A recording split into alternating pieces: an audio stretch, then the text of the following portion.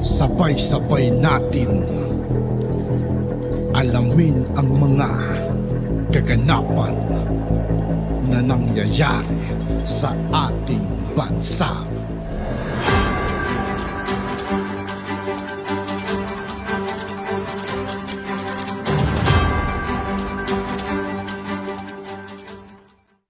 Yo, what's up mga kaibigan? This is I2K po again. Ngayon nandito ulit tayo sa channel ni Banat PH Update TV. Dito ulit tayo magbibigay ng komento at reaksyon. Kaya samahan nyo ako mga kaibigan. Let's go! Ito ang balita ngayon. Umani ng samut-saring reaksyon sa social media ang naging pahayag ni Senator Risa Hontiveros patungkol sa unang 100 days ng administrasyon ni Pangulong Ferdinand Bongbong Marcos Jr.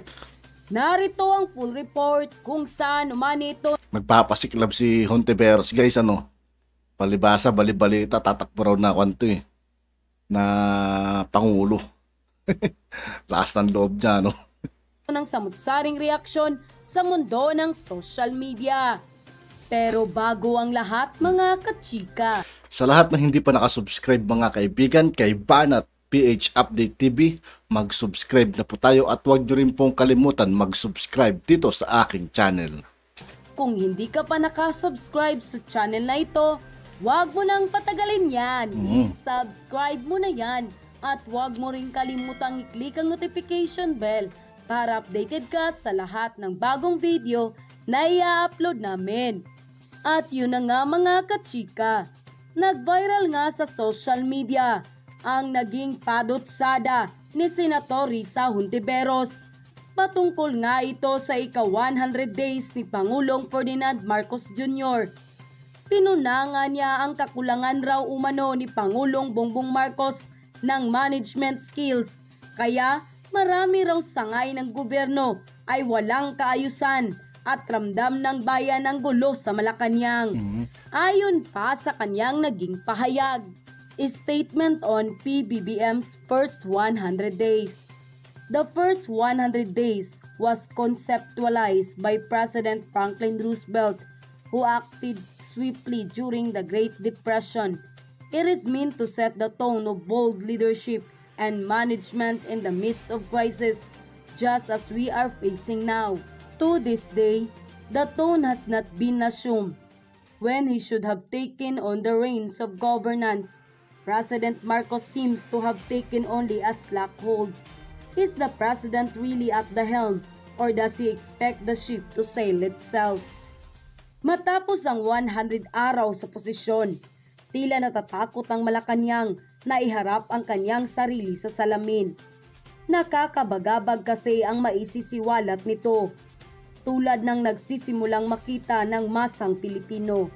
Ramdam na ramdam ng bayan ang gulo sa Malacanang.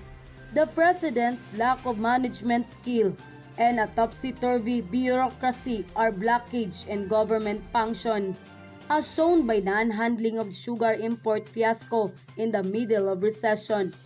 Sa maraming sangay ng gobyerno, wala pa ring kaayusan ang liderato. 2 cabinet officials and the COA chairperson have already resigned. At hanggang ngayon, wala pa ring health secretary o agriculture secretary na silang dapat tutugon sa pandemya at food shortage. The most recent Pulse Asia survey revealed that 42% of Filipino disapprove of the president's lack of urgency when it comes to controlling inflation, which our kababayans believe is the most pressing issue today. Because inflation soared to 6.9%, araw-araw dumadami ang mga nagugutom na pamilya sa bansa. The peso has plummeted to historic low. Marami ang nawala ng trabaho. Nagkukulang na tayo sa gulay at sukal, habang tumataas rin ang presyo ng gasolina at kuryente. Bagamat nakapag-appoint sila ng mala Avengers na economic team, hindi pa rin malinaw ang direksyon ng pagbawi ng ating bansa mula sa recession. Kung yan ang basihan, masasabing walang bakas sa first 100 days ng pagbangon ng ekonomiya ang itatampok ng administrasyong ito. We do not expect the administration to solve all the problems of the nation in 100 days.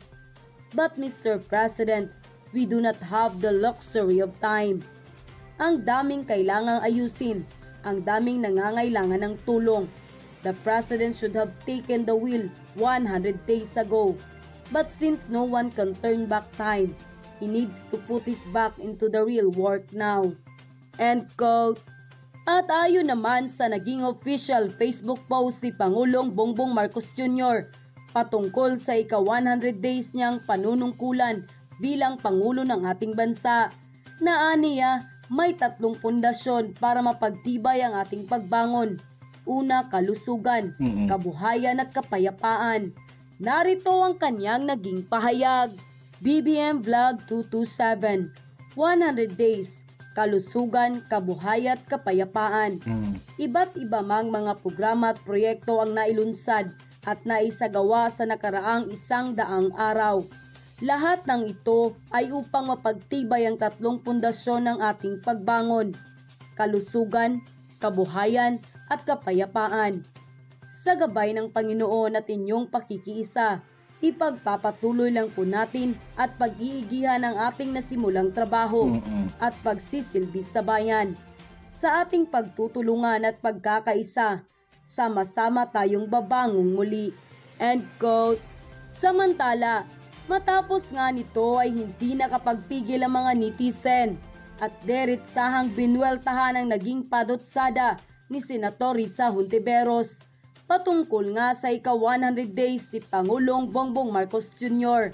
At ayon pa nga sa kanila, hay nako Hontiveros Risa, ngawa ka na ngawa.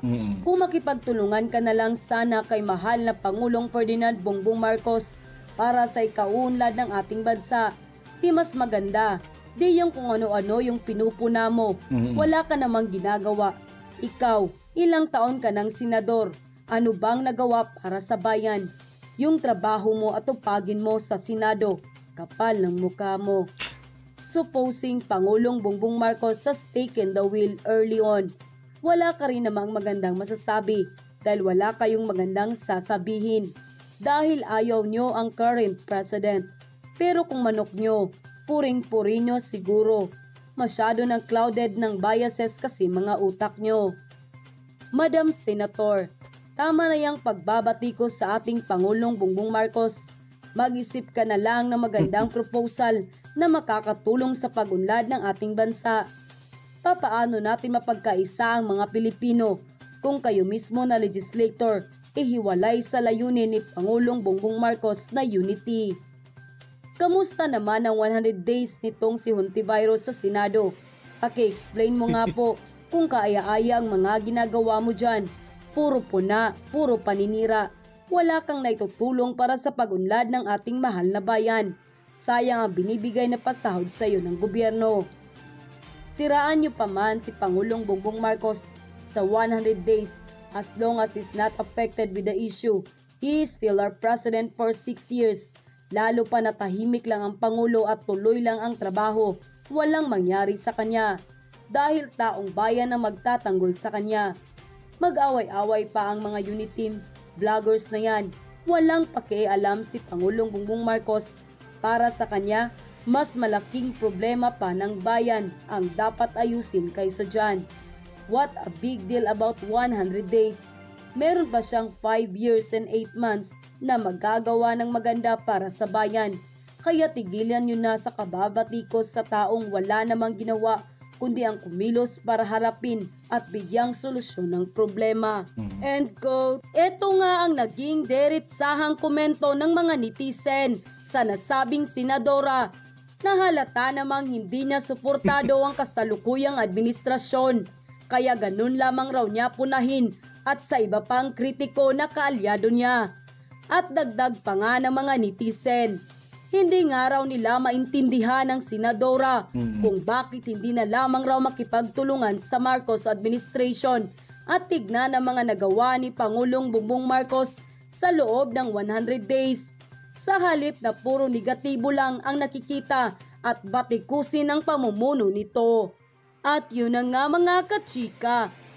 At yun nga po mga kaibigan, dito po nagtatapos ang ating reaction video. Muli ako po si Aito kay ng Sundalo ng Dunggalo at 811.